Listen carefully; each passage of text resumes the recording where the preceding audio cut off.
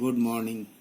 Now, in the last video, we were learning about immunity. Okay, and in the immunity, we studied about the antibody mediated immunity and the cell mediated immunity. Now, today, we will discuss the active immunity and passive immunity. Okay. These are the acquired immunity that develop in our lifetime. First of all, we will talk the active immunity. Active immunity, when the antibodies are produced in the host body, this is called the active immunity. So in active immunity, antibodies are produced in the host body. This type of immunity, active immunity, develop due to the immunization or vaccination, or when the infectious organisms enter into our body. So when the infectious organisms enter into the body, either during the natural infection or deliberately during the immunization program, it induces our immune system, and the immune system produces the antibodies against the pathogens or antigens. So this type of immunity is called active immunity. So in active immunity, antibodies are produced inside the body. Now we will talk about the passive immunity. So in passive immunity, actually antibodies are given from outside. So when ready-made antibodies are directly given to protect the body against foreign agents, then it is called the passive immunity. Okay, so in passive immunity, we give ready-made antibodies from outside. There are many examples of passive immunity. Now you can see the colostrum we can talk. So colostrum is the yellowish fluid secreted by mother during the initial days of lactation that contain the many antibodies such as immunoglobulin A to protect the infant. So infant get ready-made antibodies through the colostrum from the mother during the initial days of lactation that develop the immune capacity in the infant. That is the passive immunity. Likewise, the fetus also receive many antibodies through the placenta from the mother, like immunoglobulin G. So these are an examples of passive immunity. Now we will talk about the vaccination and immunization. Actually, what is vaccination?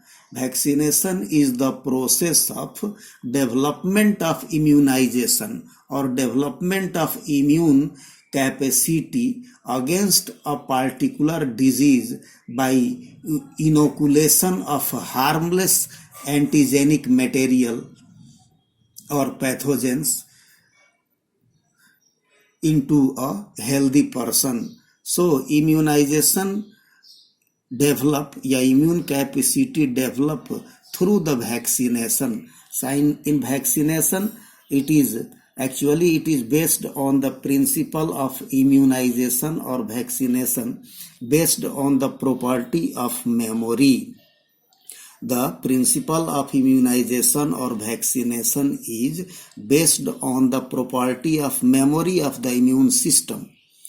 In vaccination, a preparation of antigenic proteins of pathogen or inactivated or weakened pathogen are introduced into the body. Then the body immune system produces antibodies against these antigens to neutralize the pathogenic agents during the actual infection. The vaccines also generate B and T cells that recognize the pathogen quickly on subsequent exposure and neutralize the pathogens with a massive production of antibodies. So actually, this is the active immunization. So in the active immunization, we deliberately introduce the vaccine in the form of antigenic proteins or carbohydrates or inactivated or weakened pathogens into the body. And then our body recognizes that antigen or pathogen, inactivated pathogen, and produces the antibodies. Our body also produces the memory T cells and B cells that recognize the pathogens during the natural infection and produces a massive antibodies to neutralize the action of antibodies. So this is called active immunization. Now we will talk the passive immunization. Sometimes if a person is infected with some deadly microbes to which quick immune response is required, as in the case of tetanus or in the case of snake bites, our body need to directly inject the preformed antibodies or antitoxin. So this is called the passive immunization. So in passive immunization, we give the preformed antibodies or antitoxin to protect the body against some deadly microbes when the body needs the immediate immune response. So in that condition, we give ready-made antibodies or antitoxin from outside. So this type of immunization is called the passive immunization. So there are these two types of immunization, that is the active immunization and the passive immunization. Now we will talk about the allergies. So what is this allergy? We will talk. Actually, allergy, during the allergy, this is the hypersensitivity. This is the hypersensitivity is a heightened immune response to a foreign substance or antigen which is harmless to other individuals.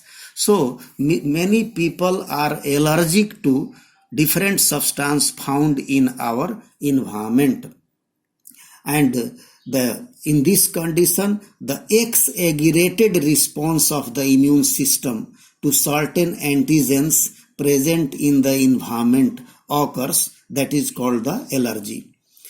And the substances which are responsible for this immune response or allergic response, are called the allergens. The common examples of allergens are like mites in the dust, pollens, spores, animal dander, and others also. So there will be the different kinds of allergens, and some people are highly sensitive to that allergen, and they shows the allergic reaction or symptoms of allergic reactions. So now what are the symptoms of allergic reactions? There may be the sneezing, watery eyes, running nose, difficulty in breathing, etc. So there will be the different kinds of allergic symptoms. And now what are the main causes of allergy? So the antibodies that is produced during the allergic reaction is immunoglobulin E type of antibodies. So immunoglobulin E type of antibodies are the responsible for the allergic reaction. So when the body exposed to any allergen or that acts as the mild antigen, the body produces the immunoglobulin E, and that immunoglobulin E is responsible for this allergic reaction in which antigen-antibody reactions occurs. Now, actually, during this reaction, there will be the release of chemicals like histamine and serotonin from the mast cells. Mast cells are the cells found in the connective tissue, and during allergic reaction, the mast cell produces histamine and serotonin. and these histamine and serotonin are responsible for these allergic reactions. Now, the use of drugs like antihistamine, adrenaline, and steroids quickly reduce the symptoms of allergy. So, some people are allergic to the different substances present in the environment. Now, we will talk about the autoimmunity. Actually, memory-based acquired immunity evolved in higher vertebrates based on the ability to differentiate foreign organisms from self cells.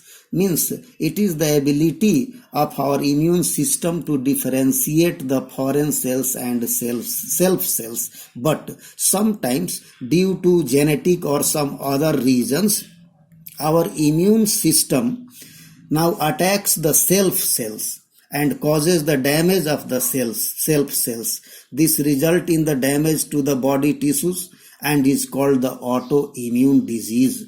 For example, rheumatoid arthritis is an example of autoimmune disease in which our immune system attack the self cells, joints, the cells of joints and tissues and causes the rheumatoid arthritis. Likewise, the multiple sclerosis is also an example of autoimmune disease in which the antibodies attack the myelin sheath of the nerve cells. So sometimes our body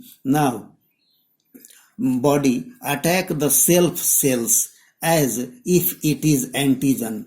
The body think that the body behave that the self cells is the antigen and attack the self cells, and that condition the autoimmune disease occurs because the antibodies causes the destruction of the self cells. Thank you.